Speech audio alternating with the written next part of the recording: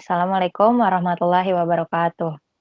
Kami dari kelompok 1 ingin menjelaskan mengenai association rule. Saya Farah Nadia Syifa. Saya Mita Medina Putri. Nah, materi selanjutnya akan dijelaskan oleh Kamita. Kepada Kamita dipersilakan.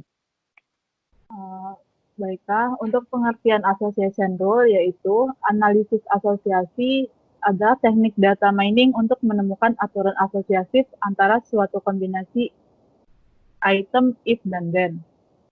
Contoh dari aturan asosiatif dari analisis pembelian di suatu pusat swalayan adalah dapat diketahui berapa besar kemungkinan seorang pelanggan membeli roti bersamaan dengan susu.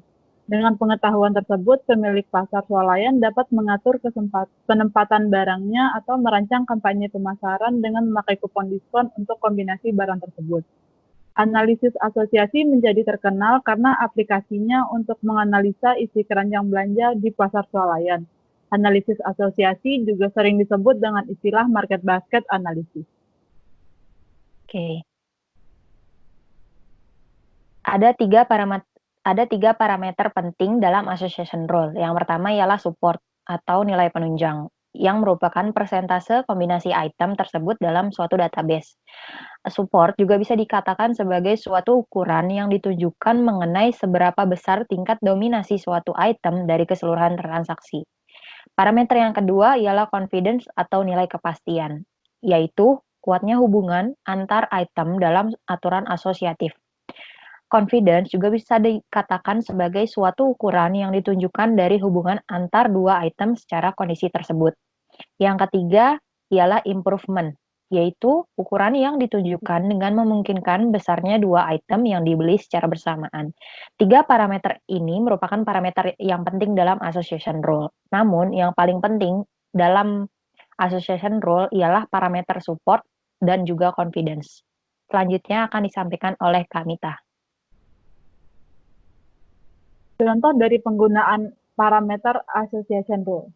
Aturan asosiatif biasanya dinyatakan dalam bentuk roti, mentega, dan susu. Support 40% dan confidence 50%. Yang artinya 50% dari transaksi di database yang memuat item roti dan mentega juga memuat item susu. Sedangkan 40% dari seluruh transaksi yang ada di database memuat ketiga item itu. Dapat juga diartikan seorang konsumen yang membeli roti dan mentega mempunyai kemungkinan 50% untuk membeli susu juga. Aturan ini cukup signifikan karena mewakili 40% dari catatan transaksi selama ini. Analisis asosiasi didefinisikan suatu proses untuk menemukan suatu aturan asosiatif yang memenuhi syarat minimum untuk support atau minimum support dan syarat minimum untuk confidence atau minimum confidence.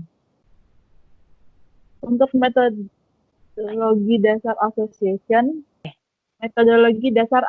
rule, analisis pola frekuensi tinggi. Tahap ini mencari kombinasi item yang memenuhi syarat minimum dari nilai support dalam database. Nilai support sebuah item dapat diperoleh dengan rumus berikut. Nilai support sama dengan jumlah transaksi mengandung A dibagi dengan total transaksi. Sedangkan nilai support dari dua item dapat diperoleh dari rumus berikut. Support A yang termasuk keanggotaan B. Jumlah transaksi yang mengandung A dan B dibagi dengan total transaksi. Oke. Untuk metodologi dasar association rule yang kedua ialah pembentukan aturan asosiatif. Setelah semua pola frekuensi tinggi ditemukan, barulah dicari aturan asosiatif yang memenuhi syarat minimum untuk confidence dengan menghitung confidence aturan asosiatif. A yang merupakan bagian dari B, di mana nilai confidence dari aturan A anggota B diperoleh dari rumus berikut. Confidence P B anggota A sama dengan jumlah transaksi mengandung A dan B per jumlah transaksi yang mengandung A. Berikut ini merupakan salah satu contoh soal dari association rule. Bisa dilihat dari yang pertama, roti, kemudian mentega. Maksudnya ialah ketika suatu pelanggan membeli roti, maka kemungkinan dia akan membeli mentega. Dari mana didapatkan tersebut? Karena confidence di sini bernilai 100% atau biasanya Di dalam sebuah rapid miner itu bisa dikatakan 0,95. Nah, kemudian supportnya ialah 80%. Artinya, transaksi yang mengandung roti dan mentega ini di dalam suatu transaksi adalah 80%.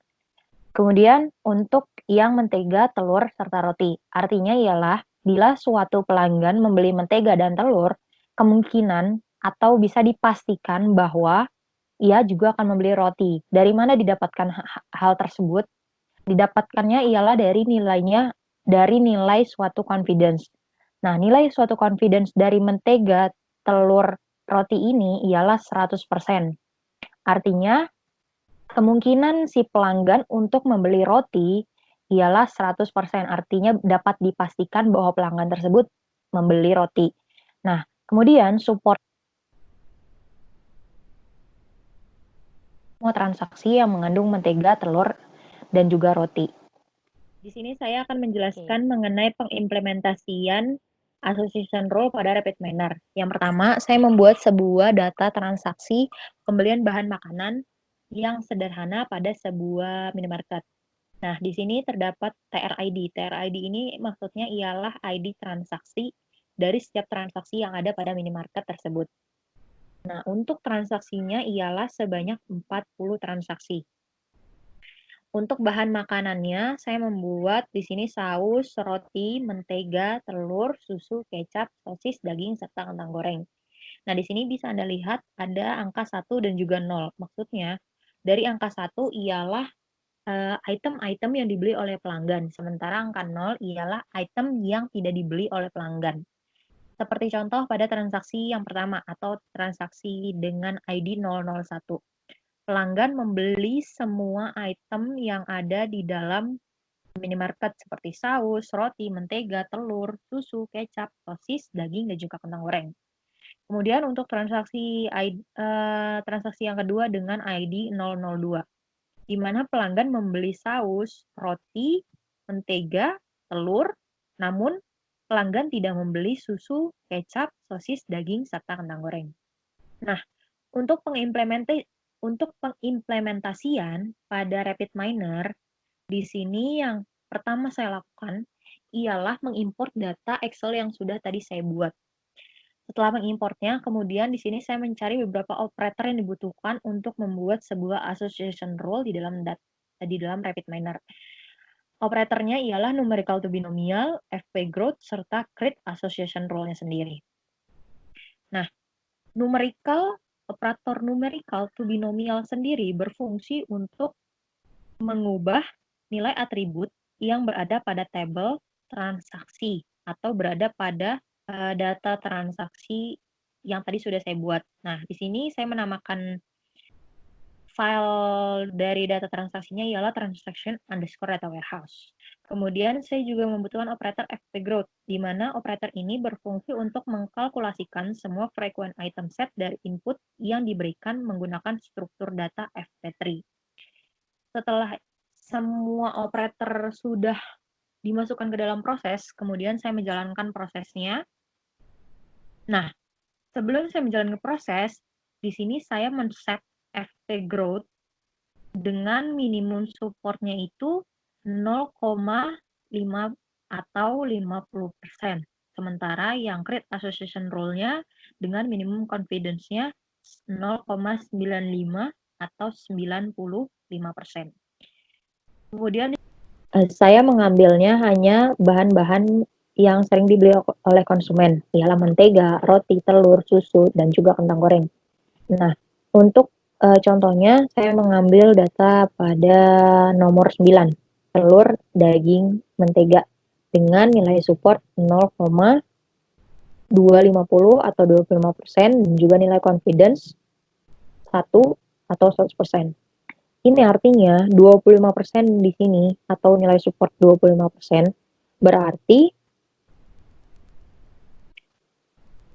25% transaksi di dalam database yang memuat item telur dan juga daging, memuat juga item mentega. Dan juga nilai confidence 1 di sini atau 100% berarti bahwa seluruh transaksi atau 100% dari seluruh transaksi yang ada di dalam database memuat ketiga item tersebut, yakni telur, daging, dan juga mentega. Dapat juga diartikan bahwa seorang konsumen yang membeli telur dan juga daging dapat dipastikan atau 100% dapat diyakinkan bahwa ia akan membeli mentega. Karena mewakili 25% dari catatan transaksi yang ada di dalam minimarket tersebut. Nah, untuk deskripsinya, di sini saya mengambil contoh dari roti, kecap, dan juga mentega. Nah, roti, kecap, dan juga mentega ini menghasilkan nilai confidence 1 atau 100%. Artinya, pelanggan yang membeli roti dan juga kecap dipastikan atau dapat diyakinkan dengan keyakinan 100% ia juga akan membeli mentega. Seperti itu. Nah, ini untuk association rule-nya